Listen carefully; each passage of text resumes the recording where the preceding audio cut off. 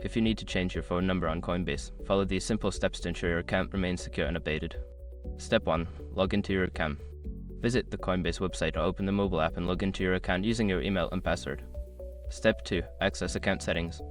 Once logged in, navigate to the account settings. This can typically be found by clicking on your profile icon or the settings gear icon. Step 3. Select phone number.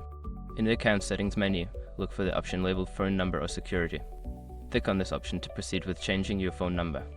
Step 4. Verify your identity.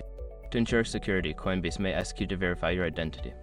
Follow the prompts, which may include entering a code sent to your current phone number or email. Step 5. Enter new phone number. After verification, enter your new phone number. You will likely receive a confirmation code via SMS to this new number. Enter the code to finalize the change. Make sure to keep your account secure by following these steps carefully. If you encounter any issues, consider reaching out to Coinbase support for assistance.